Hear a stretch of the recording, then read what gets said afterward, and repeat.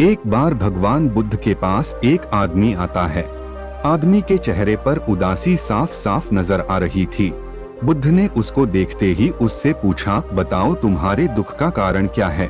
आदमी बुद्ध के आगे हाथ जोड़ता है और कहता है, महात्मा जी, अपने जीवन से मैं बिल्कुल निराश हो चुका हूँ।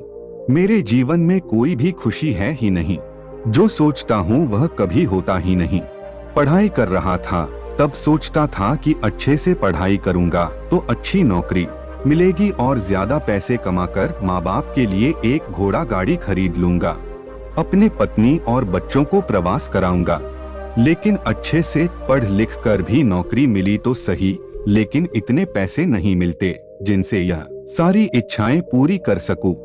जैसे तैसे सिर्फ खाने पीने का इंतजाम हो पाता है। काम पर जाना और घर आना, बस यही मेरी जिंदगी बन चुकी है। आदमी की बातें सुनकर बुद्ध उसको पास के एक बगीचे के नजदीक लेकर गए। बुद्ध ने उस आदमी से कहा कि मैं तुम्हारी सारी समस्याओं का हल बता दूंगा, लेकिन उसके लिए तुम्हें मेरा एक कहा मानना होगा। आदमी ने कहा वह हर बात मानेगा। तथागत उसे एक पास के फूलों के बगीचे के पास लेकर गए। बुद्ध ने आदमी से कहा कि तुम इस बगीचे में जाओ और तुम्हें जो सबसे सुंदर फूल नजर आए उसे मेरे लिए तोड़ कर ले आओ। बस एक बात ध्यान में रखना कि तुमको बिल्कुल सीधे चलते हुए फूलों को देखना है और जो फूल सुंदर लगे उसे चुनकर लाना है। एक बार जिस फूल के आगे तुम निकल गए उसे तुम पीछे मुड़कर नहीं तोड़ सकते। आदमी बुद्ध की बात ध्यान से समझने के बाद बगीचे में गया।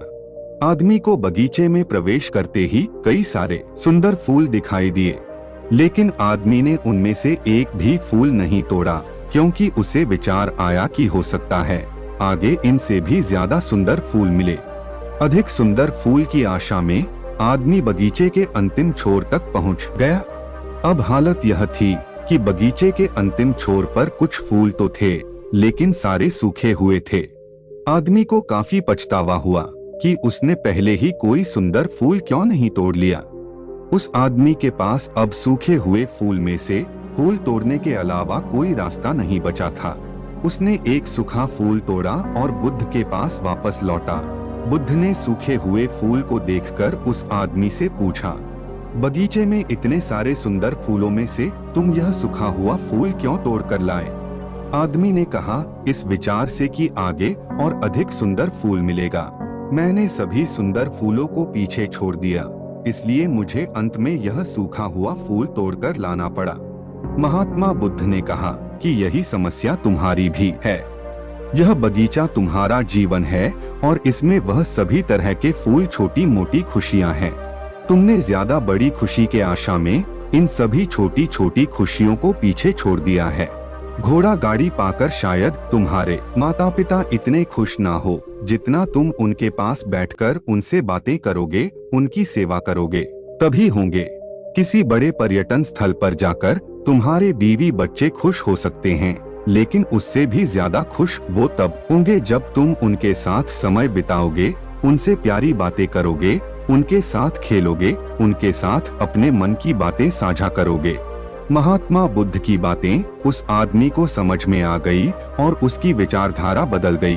वह अपने उसी पुराने जीवन में खुश रहने लगा जिसमें वह पहले दुखी रहा करता था। दोस्तों, यही तो हम भी अपने जीवन में करते हैं। हमारे पास जो है उसका महत्व नहीं समझते और फिर कुछ और ज्यादा पाने की आस में जो है उसका भी आनंद या सुख लेना भूल जाते हैं। और जब समय बीत जाता है तो हमें लगता है कि हमारे जीवन में कभी सुख या खुशियां आई ही नहीं।